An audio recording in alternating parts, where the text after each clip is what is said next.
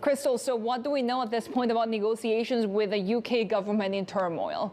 So partly why Arm wanted to list in the UK is for political reasons. The company, even though it's owned by SoftBank, is actually based in Cambridge, England.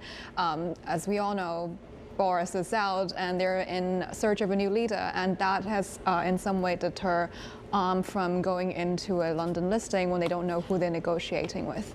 The other thing about this story is that Arm had always looked at London as potentially a secondary listing, and they've always wanted to pursue a New York listing as well.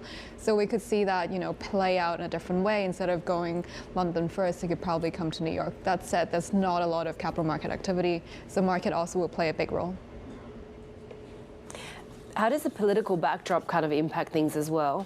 Yeah, it's really hard to do a deal when it's unclear politically who is in charge. And capital markets, it's all about regulations. There's so much that could change. And also investors look at volatility and political turmoil, obviously heighten the VIX, which is what we see whenever, market has any sort of uncertainty.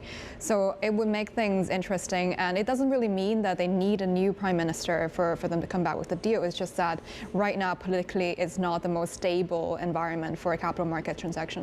Matteo Gisson has said that he wants to sell a portion of Arm before the end of its financial year, right? What are the prospects for return in this environment? So the financial year doesn't end for SoftBank until mid-year next year. If I'm correct, it should be in May. So he does have some time to come up with a deal, whether it be a stake sale, be an IPO, which will, effectively divest some of his stake. And I mean, the really key question is the investor appetite. Chip manufacturer, semiconductor is a really, really hot sector.